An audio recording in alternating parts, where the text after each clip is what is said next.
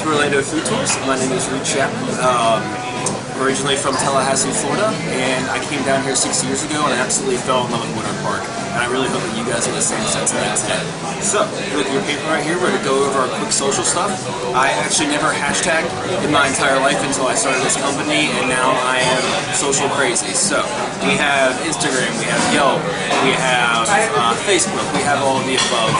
We love feedback, we love checking in. All the vendors know that you're going to be there, so please take pictures with them. Please check into wherever you're going to be at. It's part of the experience. And so, to quickly go over some of the goals that we're going to be having today. The first goal is to have fun. I want you to have fun with me. I want you to have fun with each other. And I also want you guys to learn something. That's our next goal. And to end the day, I want you guys to have a moderately full belly. You're not going to be stuffed. You're not going to need a slice of pizza at the end of the day. But you're going to have a nice, you're going to have a nice, moderately full belly. And if you don't, I'll buy you a hot dog again. So, that goes into our first tasting. We're going to have moderate and we're going to have heavy tastings. This is going to be our first tasting. Prado was actually founded in 2012. It was the co-winner of Best New Restaurant, Best New Chef, and the full winner of Best Italian. And they specialize in rustic style Italian dishes. They have a brick oven pizza where they fire all the pizzas at, and an open air kitchen as well, so you can see all the staff doing their thing in the back. Very, very beautiful. And when you walk in, you'll see a map of Florida, and that's where all of their ingredients come from. All of their farms that they use for their products are essentially in Florida. So really, really local, really, really organic, focused restaurant. Beautiful, beautiful food. And so that's what we're going to be having today.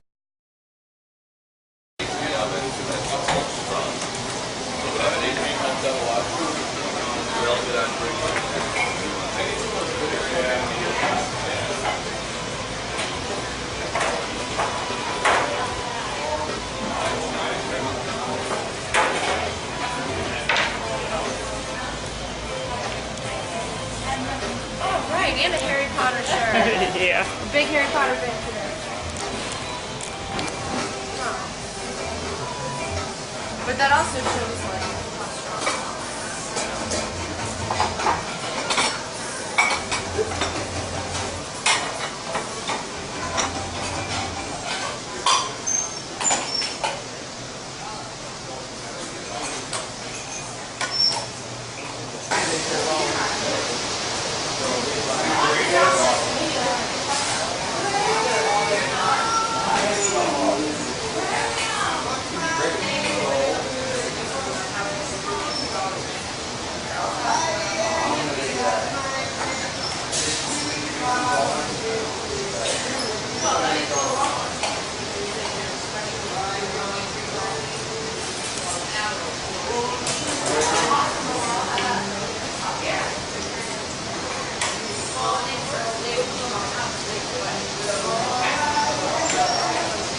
My favorite pizza, and after the tour we always come back to Prado and we get lunch, and this is usually what I order. So I decided, hey, it's my favorite, I'm going to put it on a tour regardless.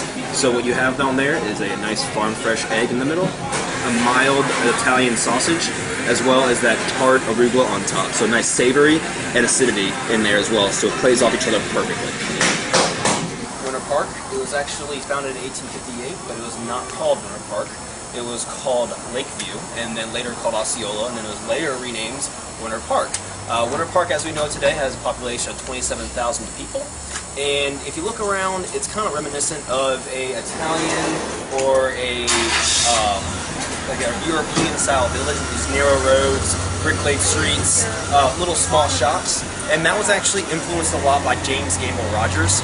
He has a lot to do, and he influenced heavily the architecture in Winter Park. I mean, pointing out some more important buildings as we go along, but just be cognizant as you're walking around. Winter Park's a beautiful little area, but everything was designed, and kind of the genesis of all that came from James Gamble Rogers. So I'll be pointing out some more places as we go along. Feel free to ask me questions, and if I don't know the answer, I'll just make them up, and we're good. Next, they're in the Orlando area, or just outside of it. So they focus heavily on giving back to the community. They do a lot, and are very, very nice people. So we're going to head inside, and James will give us a quick little rundown. This is one of our lighter tastings, so to fill up your food IQ a little bit more than anything else. But we're going to go inside there and taste some of their stuff. We're going through tasting room. So the whole premise is you guys can come in and sample pretty much everything you'd like to. Okay, really, really easy. Olive oils, balsamic vinegars, kind of our thing. That's what we do. What we have is broken up into a couple of contingent areas. I'll show you what's what. Okay. So you've got this guy right here, this run through here. These are what we call single varietals. Each of these different names here, the Hoy Blanca, the Pamellari, the Chino, all the way up to the Caratina, are different types of olive. So different olives produce different olive oils, very much like different grapes produce different wines. So it's obvious once you think about it, but why would you think about it? Because it's just olive oil, right?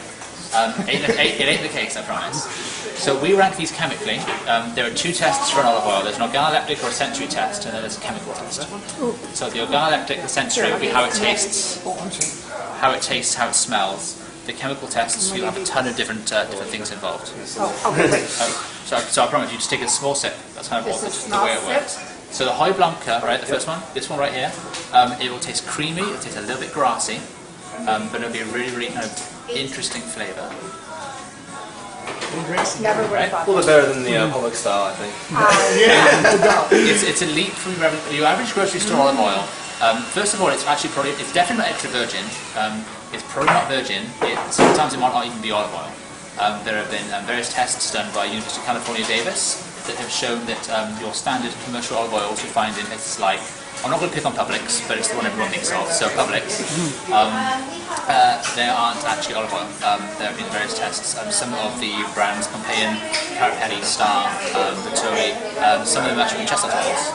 So it's just chestnut oil that's been treated with chlorophyll to turn it slightly green and give it slightly floral flavour, and that's pretty much it. So bad things. We don't like that. Those are bad things. So that's an olive oil. It's a mild olive oil. It's creamy. Very, very nice. Are you doing okay? Is everything making sense? It's fun stuff, right? Oh, it's wonderful. It's Wonderful.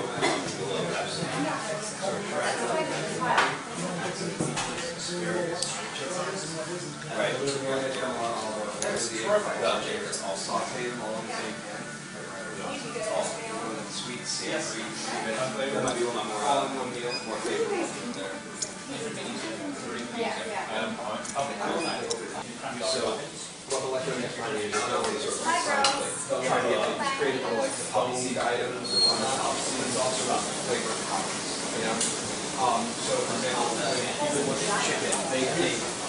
Chicken traditionally, the artistic and traditional way, parsley, sage, rosemary, some olive oil on top, maybe a red sauce and some Parmesan. I look at it and I think of the flavor of that. It's got a little bit of grainy, a little bit nutty. It's got a nice white and meat flavor. Because it's cold, there's like 18 different flavors of chicken. And then I pick out certain ones that I want to emphasize, and I pair with foods that have similar flavor profiles. Museum. It was named for Charles Morris, who was a big player in Winter Park. He was a key player. He gave a lot back to the community, and so his granddaughter named it after him. He donated a lot of the land that we see in Winter Park along Park Ave, which I'll get back to. But we're actually going to stop in there and see one of the galleries really quick.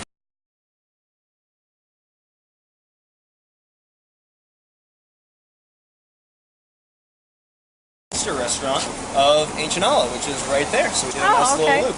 The Spice and Tea Exchange was the first venture from Brian and Jeffrey. When they opened it up 5 years ago, Park Ave, as you know it, didn't look nothing like this. Restaurants would come and go, they'd open and close. This is the first time in many, many, many years every single storefront is actually occupied by a business along Park Ave, which is awesome. We love that. But Spice and Tea has withstood the test of time, mainly because, just like Ancient Olive, the staff and the managers, they love what they do. They can give you suggestions. They're very knowledgeable in the products. They hand blend the spices in-house. They dehydrate the fruits in-house as well for their teas. They can give you suggestions on what you want to make with the olive oils over Ancient Olive. They can pair it with a spice over here as well. They have a whole section devoted to salt, like white salt, black salt, pink salt, bacon salt, all kinds of cool stuff in there, and a really, really, really hospitable place to go. And so we're going to pop in there, do a nice little tasting, a little light tasting, fill up your food IQ a little bit. And that's what I'll follow me. Some real treats. This has become one of our favorite dips. It's actually called loaded baked potato, and it's got some cheddar cheese and Romano cheese powder. and our signature blend, and we add a little bit of chives and some bacon salt, which gives it a very nice aftertaste that makes you want another chip and another chip.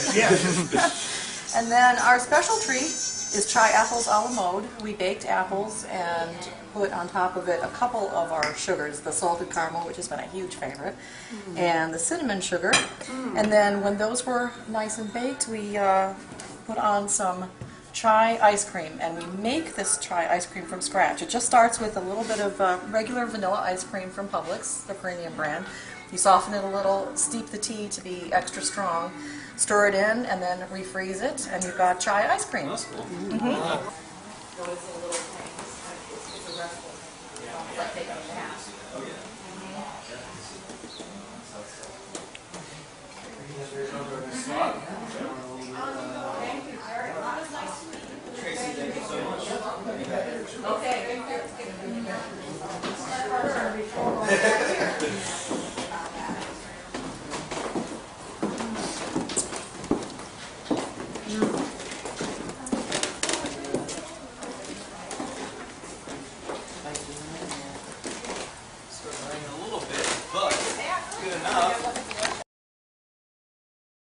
Welcome to Orchid, guys. This is a really cool spot. It's actually a family-owned Thai restaurant. So it's on Park Ave, so actually it's kind of unique. It's been around here for a long time. It's really cool spot. Sue, who's actually running around in the back, she's the owner. I see her here all the time, busting tables, picking up her dishes, and everything like that. Super nice lady. Great restaurant, one of my favorites on Park Ave. That's why I have it on Park. But really cool, and it's a small little. You guys know it's a trend with the small shops, and like it's kind of like you don't really see a lot of big spaces. It kind of goes back to the community style.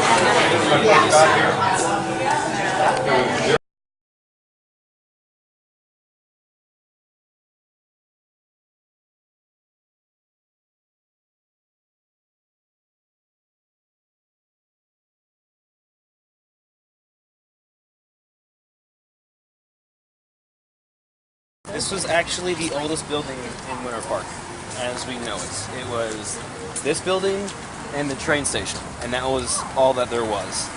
This building served a bunch of different purposes. It's been a church, it's been a school, and at one point it was actually the city hall of Winter Park. Wow.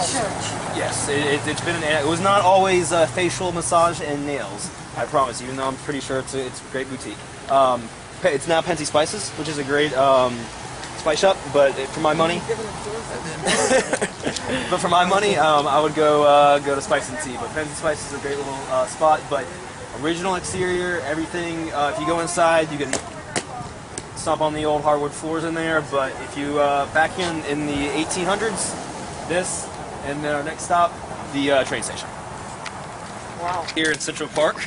This land was donated by the one and only Charles Morse. Like I said earlier, he was a huge player in Winter Park. He donated this land on the details that would be preserved for community projects, for outings for families, and most importantly to preserve the natural beauty of Winter Park.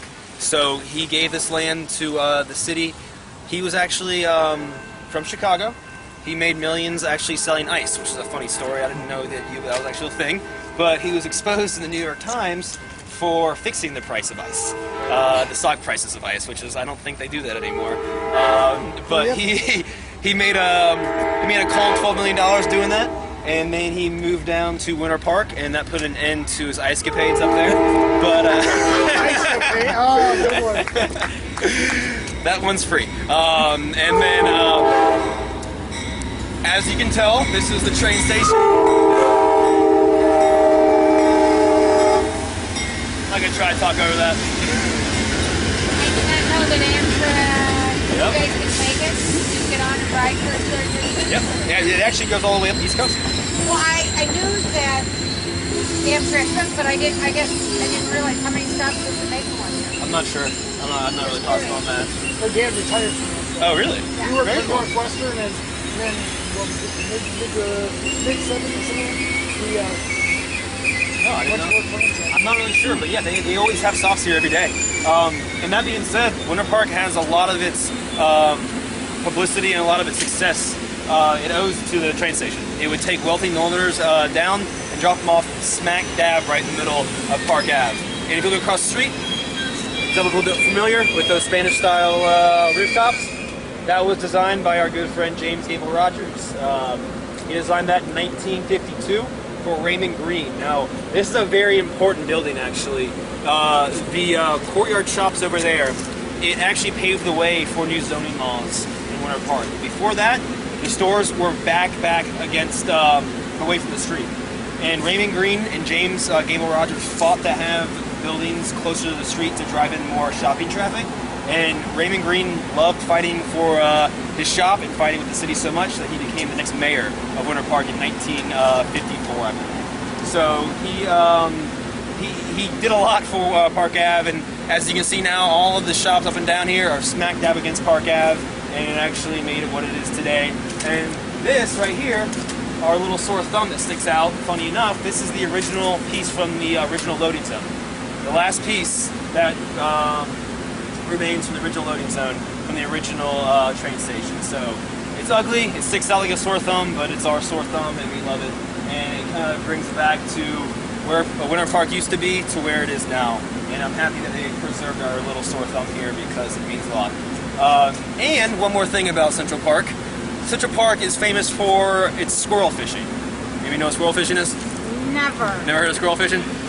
So, no squirrels were harmed in the making of this tour, I promise you, but you will see people out here with a piece of string tied to a peanut or something like that. You throw it over a branch, you wait for a squirrel to come up, grab the peanut, and then you pull down on the string, and then they hold on to it, and then you caught a squirrel, I guess. So that is the definition of squirrel fishing. I promise you, I'm not making that up. And so I don't think squirrel fishing is too good on rainy days, so we're not really going to see a lot of squirrel fishers out here. But if you ever are back in the area and you see people with their squirrel fishing rods, give it a shot. I don't know. We're worth a shot. But we're going to be heading on to our next of the tour. We are here at Kilwins. Kilwins is an awesome little spot. It was founded up in Michigan, and all of the equipment that they use today was the same equipment they used back in the 40s, 50s, and 60s when they first started. So everything you're tasting is the exact same way that I was meant to taste when they first opened up the chain. Awesome spot. I don't really dig on sweets. I'm not really a sweet guy, unless you're counting my personality. But but I love Kilwins. You can see them making the fudge when you first walk in there. Awesome ice cream, great candied apples, and so we're actually going there and do a nice little tasting of some ice cream and some fudge. And does that work for you? Works for me. All right. Ice cream. If nothing else. All right, let's do it, guys. We always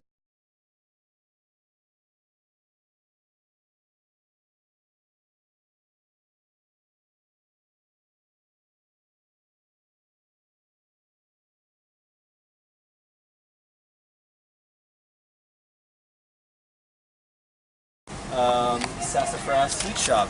This is a really, really cool, nostalgic, niche-y kind of a malt shop era kind of spot. Really, really cute inside. Got all kinds of older, newer candies in there. They actually have the candy that was used in Psycho, you know, in that scene in the shower with the blood and everything like that. Does anybody know what the name of chocolate was? No. Back in the day. Bosco. Yes, yes. Okay. Oh, cool, guys. Yeah, you're good. Hey, buddy. They have that there. They have all kinds of cool stuff. They do private parties. They do bachelorette parties. Really, really nice spot. They do kids parties as well. I love it. It's just a really cool, like, brings you back to simpler times. Rebecca founded it.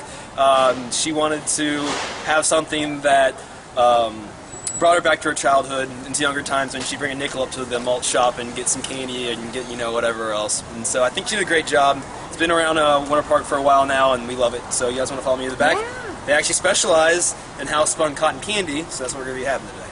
Oh, God.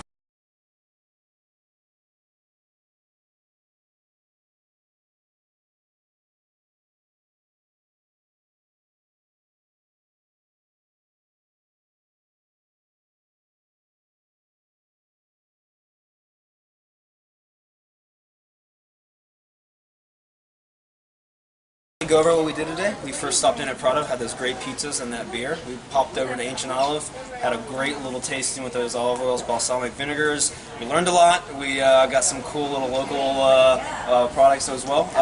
Went over to Casa Feliz, learned a little bit about the architectural and James Gamble Rogers. Went to Morris Museum, saw that awesome Tiffany glass in artwork. Popped over to Spice and Tea, tried that great ice cream, that tea-infused ice cream with those apples, and we also had that tea tasting as well as the dip. Went to Orchid, had those great mussels and the sampler, and then we went to Central Park, learned a little bit about Charles Morris, popped over to Kilwin's, had that great fudge as well as the ice cream, and then we ended here at Sassafras. So I hope that I accomplished my goals. The goals were to have fun. So did you guys have fun? Oh, I had a blast. All right, awesome. Did you guys learn something? Oh, yeah, a lot. Did you guys get a little bit full too? Very full. Fantastic. Then I did my job then today too. But